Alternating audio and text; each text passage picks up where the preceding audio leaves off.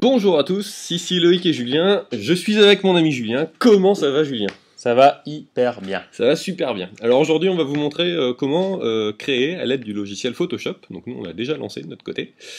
On est ici sous Mac version CS4 mais les manips sont les mêmes sur la CS3, sur la CS4 sous Windows. On va vous montrer comment créer un GIF animé. Ouais, c'est l'idée.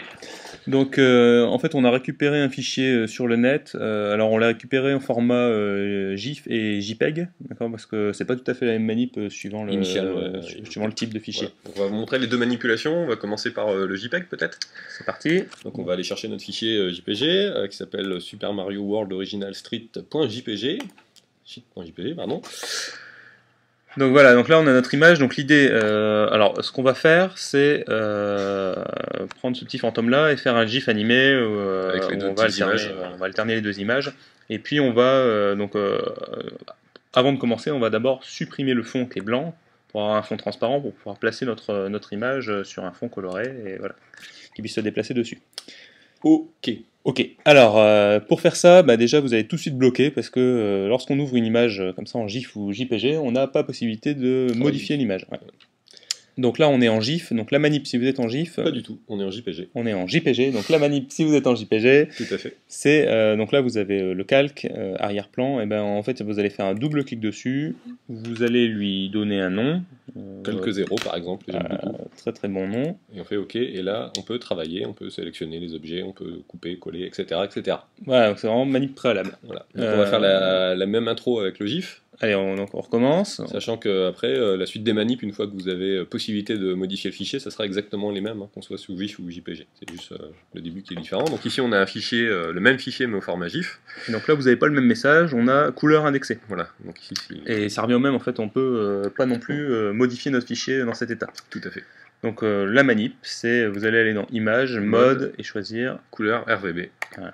Pour pouvoir modifier l'image, et on voit automatiquement qu'au niveau des calques, ça s'est transformé en calque que l'on peut manipuler avec le logiciel. Donc c'est parti. Alors pour enlever, en fait, là ici on a un fond qui est blanc, donc pour le mettre en fond transparent, il suffit d'enlever le blanc. Donc pour ça, on va sélectionner... Prendre la gomme.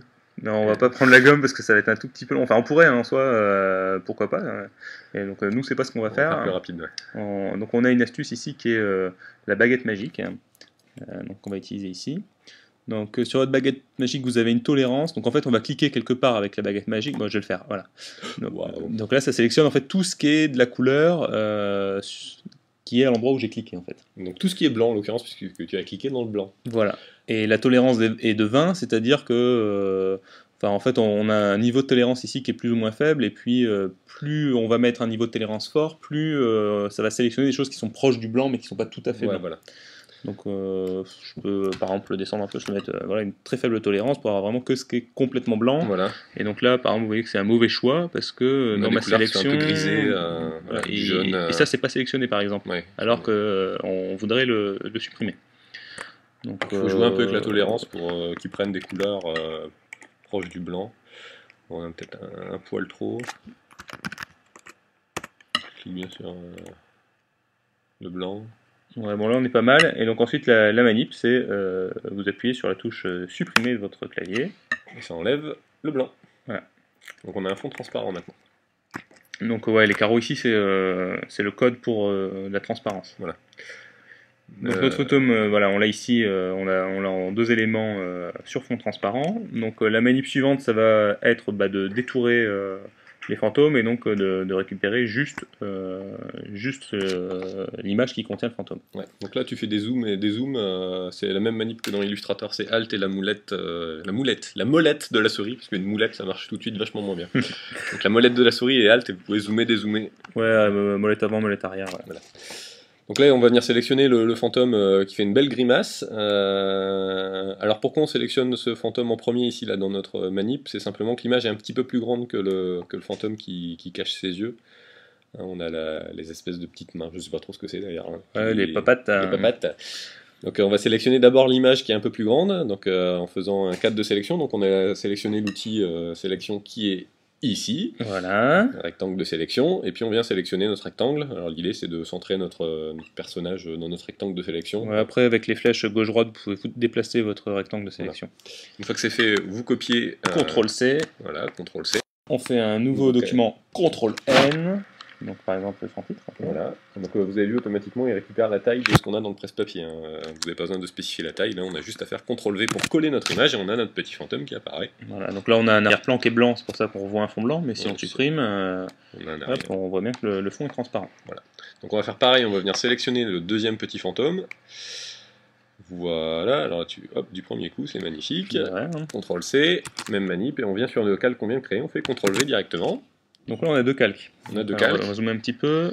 Donc on voit qu'on a en fait les deux fantômes qui sont superposés. Alors si je masque celui qui est au-dessus, on voit celui qui est en dessous du coup.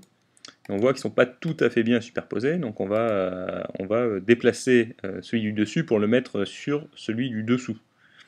Okay, donc, on va prendre l'outil de déplacement là-haut, la flèche noire avec la petite flèche, on déplace. Alors directement au clavier avec les touches gauche-droite du clavier, vous pouvez le déplacer. Et là on a bien superposé nos deux formes, si on masque, voilà, si tu masques, on voit une espèce d'animation. Donc maintenant on va l'animer, donc pour ça vous allez aller dans Fenêtre et choisir Animation. Donc vous avez un bandeau qui apparaît, on va modifier un peu l'affichage. Cette interface-là est assez non maniable, donc ce que je vous conseille c'est vraiment de cliquer là-dessus pour avoir des icônes. Voilà. Et donc là on va créer en fait autant d'icônes qu'il y a d'étapes dans l'animation, donc nous deux. Parce qu'on a deux images. Voilà. Si vous avez trois images, vous créez trois étapes. Voilà, par 4 images, 4 étapes, etc. Voilà. etc. Et donc voilà, donc je prends ma vignette et on va aller ici mettre sur créer un nouveau calque. On va avoir une nouvelle vignette et on a deux vignettes. En fait, on a deux fois le même fichier Photoshop, c'est-à-dire avec les deux calques sur chacune des petites vignettes. C'est ça.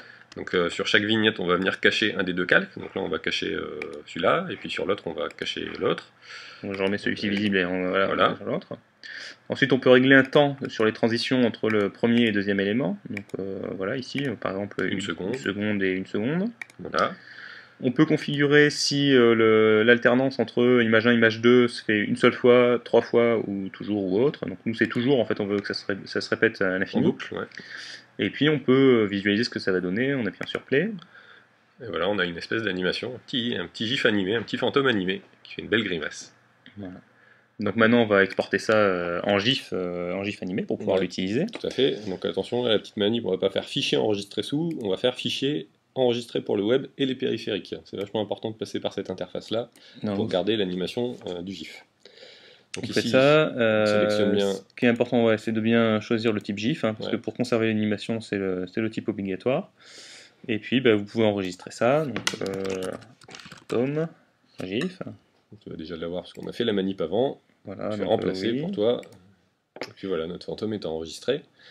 Et après, alors si vous voulez voir le rendu, en fait, ce qu'on va faire, c'est qu'on va prendre l'image et on va l'ouvrir dans votre navigateur internet. Voilà. Et donc là, on peut voir le rendu final. De l'animation. Et ben voilà, vous savez maintenant faire un GIF animé avec Adobe Photoshop. Ça conclut cette première vidéo, Julien, peut-être le mot de la fin, puisque c'était tes manipulations, c'est toi qui expliquais ce qu'il fallait faire avec précision, donc je te laisse le mot de la fin. Eh bien, fantomatique. Fantomatique, très bien, on vous souhaite une bonne journée, portez-vous bien, à bientôt, ciao ciao. Salut.